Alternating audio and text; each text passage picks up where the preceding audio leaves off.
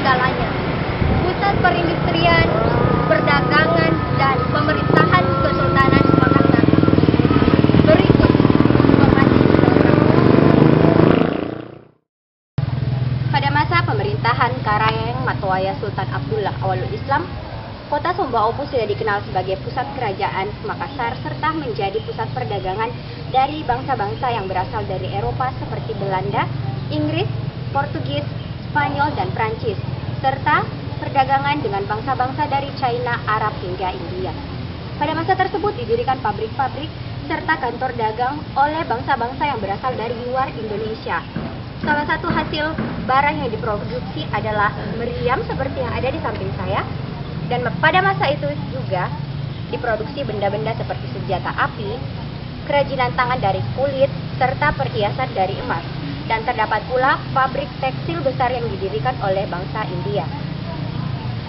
Di belakang saya sudah ada Museum Karang Patingaloang. Di dalamnya terdapat benah tentang kota Sumba Opu, bagaimana tertatanya kota Sumba Opu, serta letak-letak pusat perdagangan dan pelayaran internasional yang ada. Untuk melihat selengkapnya, mari ikuti saya ke dalam museum.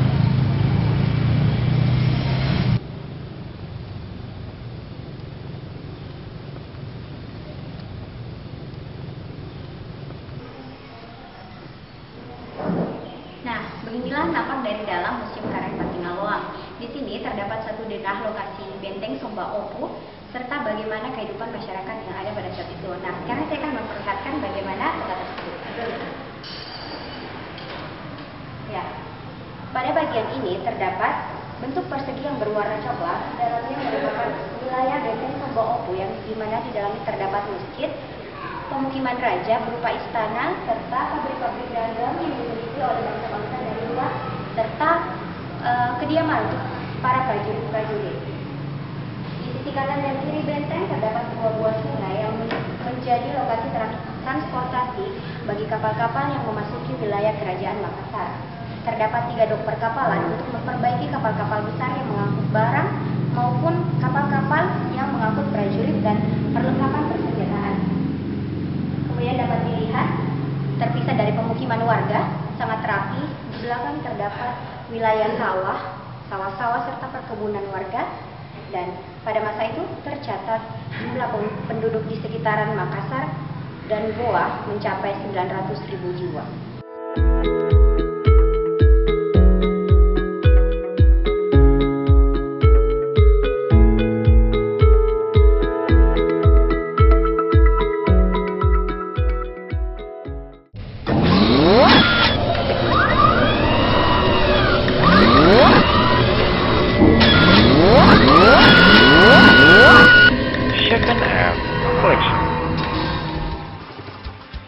Mau kemana? Bareng apa aja yuk?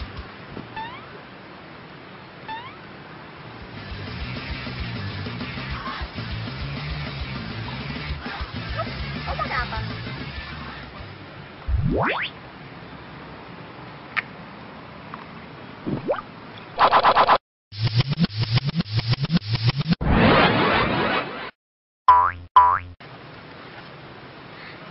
Boleh juga.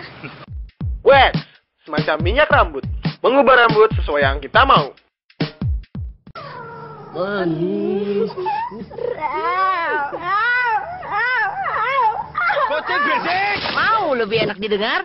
Makan Exos. Jadi malu aku. Bapak. Aja gandengan, masa enggak? Masalah besar, jadi kalem pakai yang kecil. Baru fresh di botol. Vitamin all nyap. Siapa?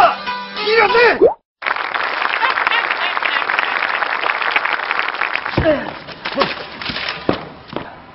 Betul. Kasus korupsi hilang. Iya.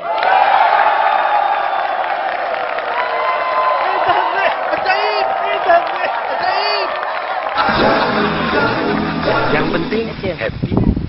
Inilah dia bagian dari benteng Sumba Opu yang masih tersisa, yang masih dapat dilihat oleh mata akibat dari peperangan yang terjadi serta pemusnahan secara besar-besaran yang dilakukan oleh Belanda. Begitupun dengan nasib 9 benteng lainnya yang terdapat di wilayah Kota Makassar. Dari sumber kajian arkeologi dan penggalian ekskavasi diketahui bahwa luas benteng Sumba Opu mencapai 113.590 meter persegi dengan ketebalan benteng 200 sampai 300 meter persegi pada sisi sebelah timur dan ketebalan pada sisi sebelah barat 300 sampai 400 meter.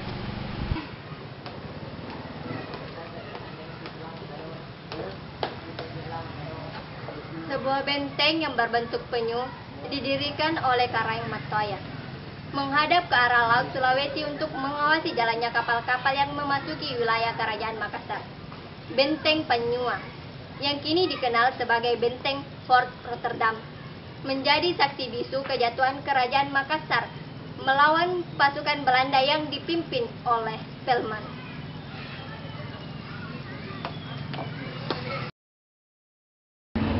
Saat ini saya sedang berada di salah satu gedung Benteng Panyua yang kini dikenal dengan Benteng Fort Rotterdam, yang merupakan salah satu peninggalan kerajaan Goa Tallo.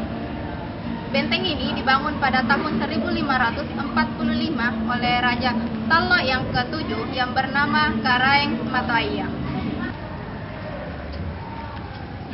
Awalnya benteng ini berbahan dasar tanah liat. Namun, pada masa pemerintahan Sultan Goa yang ke-14, Sultan Alauddin merekonstruksi tempat ini digantikan menjadi batu cadas yang didatangkan dari pegunungan Kars yang ada di daerah Maron. Untuk mengorek lebih dalam mengenai informasi Benteng Panyua, kali ini saya akan mengajak Anda untuk mewawancarai seorang sejarawan.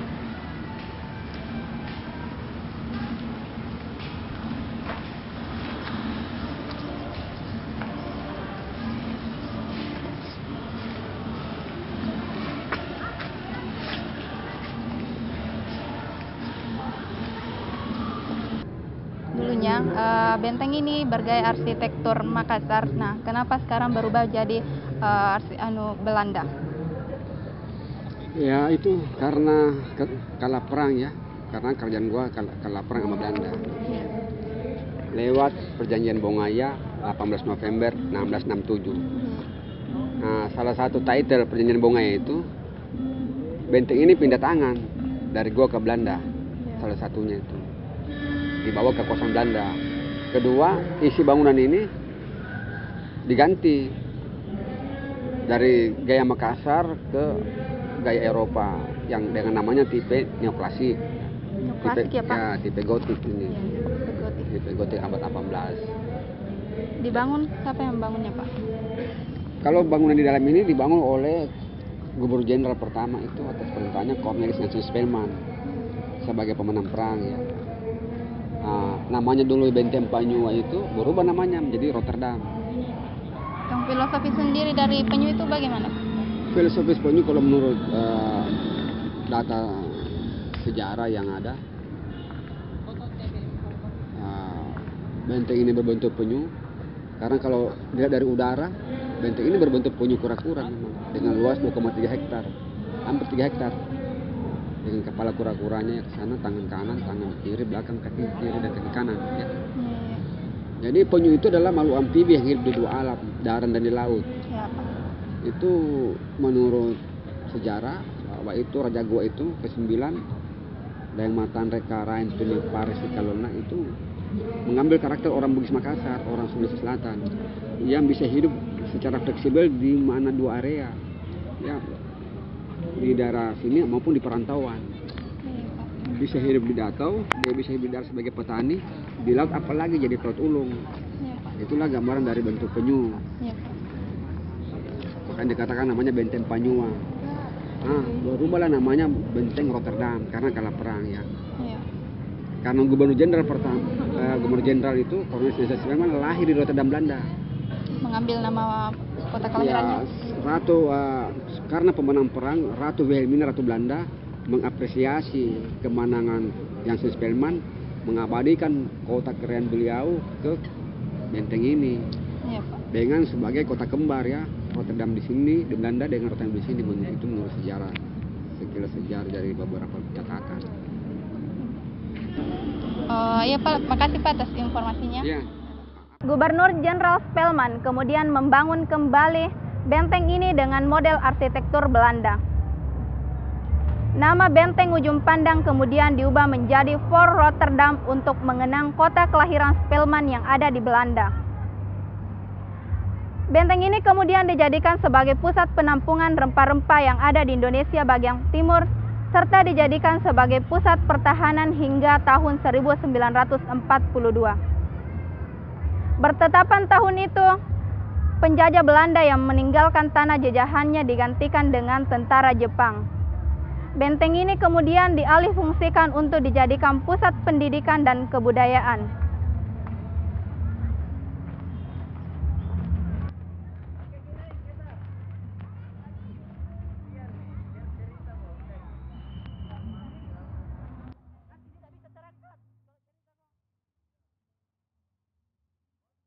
Peristiwa demi peristiwa terus bergulir pasca kemerdekaan.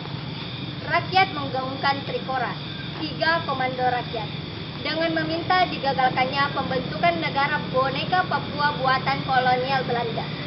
Kibarkan sang merah putih di irian barat tanah air Indonesia, persiapan untuk mobilisasi umum mempertahankan kemerdekaan dan kesatuan tanah air Indonesia.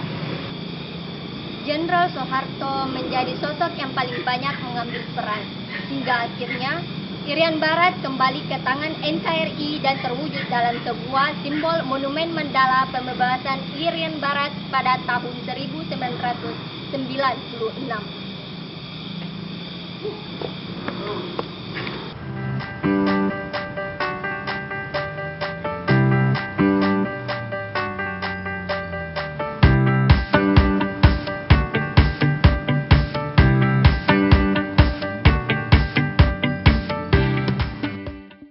Inilah Monumen Mandala. Jika Jakarta punya Monas, maka Makassar punya Monumen Mandala.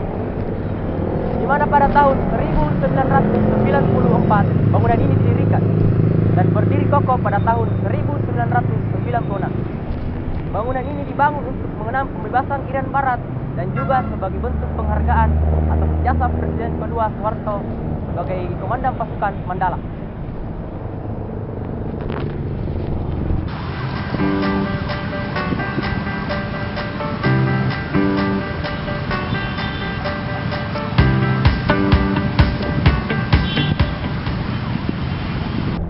Tempat inilah awal dari perjuangan pasukan Mandala merebut kembali Irian Barat. Bangunan yang berbentuk segitiga sama sisi ini dilengkapi dengan menara yang menjulang setinggi 75 meter.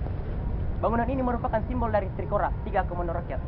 Pada bagian atas dan bawah menara terdapat relik yang berbentuk kobaran api yang menggambarkan semangat juang Trikora. Masih ada salah satu wilayah daripada Republik Indonesia diduduki oleh pihak asing. Oleh karena salah satu wilayah daripada Republik Indonesia masih belum merdeka, maka kita anggap sebagai satu kewajiban yang keramat untuk memasukkan daerah yang masih diduduki oleh pihak asing itu ke bawah kekuasaan Republik Indonesia. Salah satu keputusan konferensi meja bundar 27 Desember 1949, Belanda mengakui kedaulatan Indonesia kecuali Irian Barat yang rencananya akan dikembalikan setahun kemudian, namun tidak ditepati. Upaya diplomasi pun dilakukan sejak tahun 1950 hingga tahun 1952 di era Kabinet Nasir, dan terus berlanjut hingga Kabinet Sastro Amijoyo melalui Forum PBB.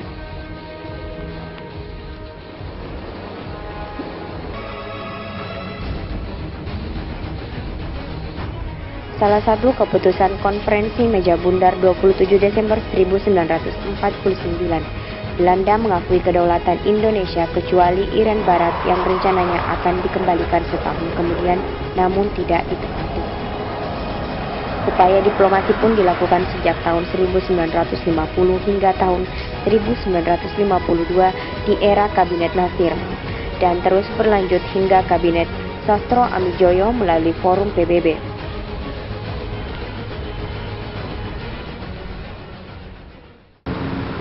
Inilah sejarah nama-nama pasukan Mandala yang telah terekam dalam jejak sejarah untuk merebut kembali Irian Barat. Monumen Mandala adalah jejak dari Belanda menduduki Makassar pasca berlangsungnya peristiwa Perjanjian Bongaya pada tanggal 18 November 1667. Selama Belanda menduduki kota ini, perdagangan dimonopoli oleh VOC, hingga akhirnya kemerdekaan dapat dikecap oleh rakyat Makassar. Belanda tak henti untuk dapat kembali menjajah tanah angin Mamiri. Sebuah cerita pelanggaran HAM terbesar yang pernah dicatat dalam sejarah bangsa ini terjadi. Pada kisaran tahun 1946 hingga 1947, pembantaian terus berulang di bawah pimpinan Westerling hingga menjatuhkan korban 40.000 jiwa.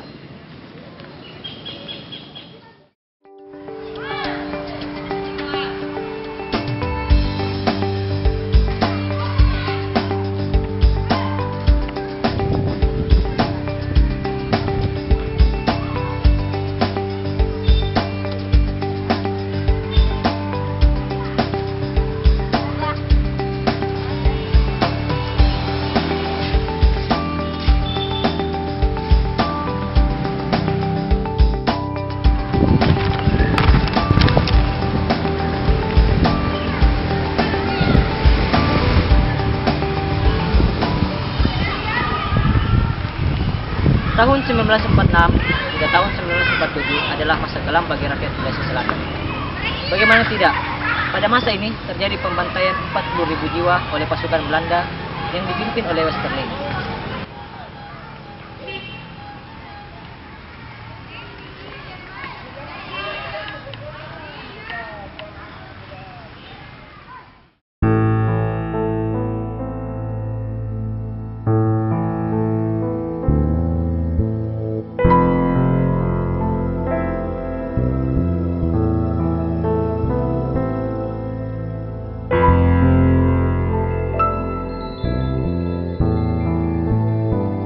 Sejarah yang terjadinya korban 40.000 jiwa, nama yang terutama yang dicari itu namanya Ali Malaka.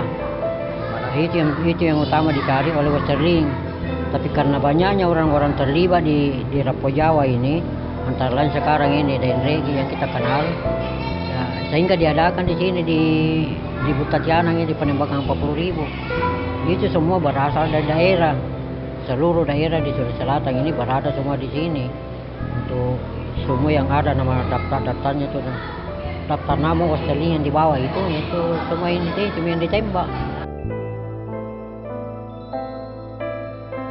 Karena salah namanya, sehingga bisa dibebaskan.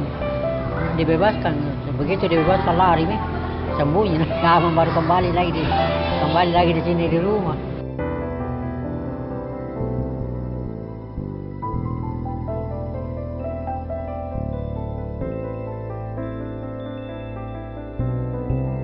Dan itu cuma artinya nenek yang mengatakan begitu sama saya.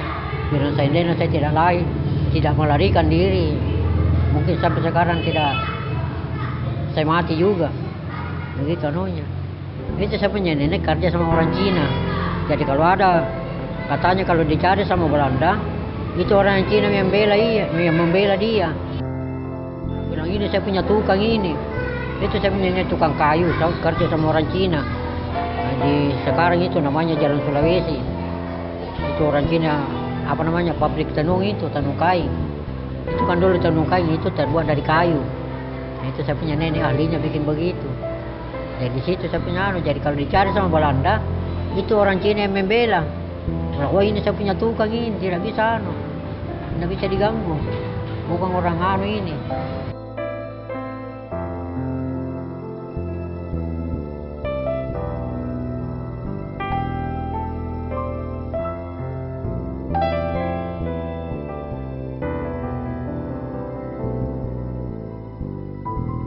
Tapi kalau perasaan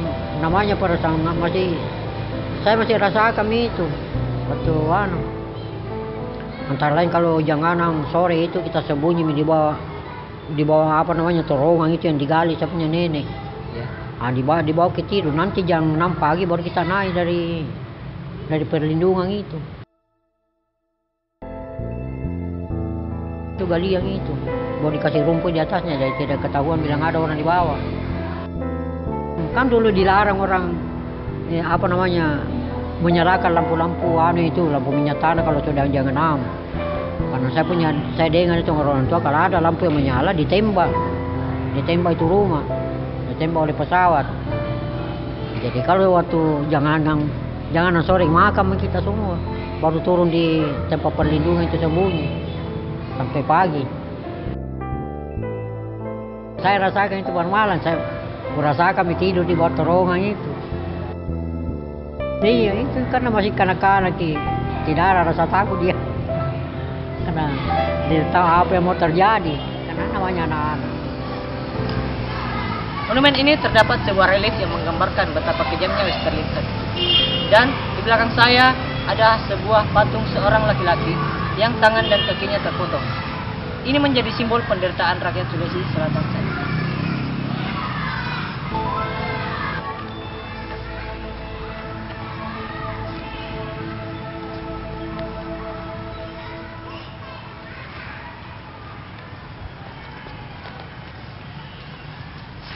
Peristiwa masa lalu telah tersimpan dalam catatan sejarah. Sejarah masa lalu akan menjadi pelajaran bagi kita hari ini dan di masa yang akan datang. Pantai Losari menjadi sosok Makassar hari ini. Makassar yang ingin kembali mengulang sejarahnya sebagai kota perdagangan internasional.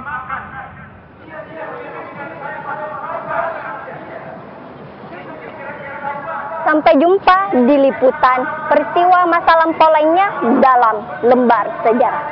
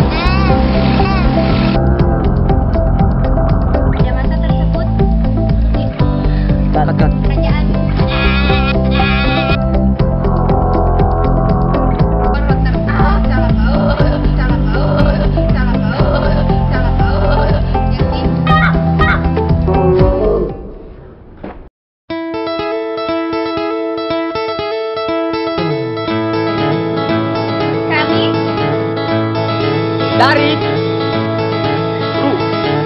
Jenius sih mengucapkan banyak. terima kasih dan Bye.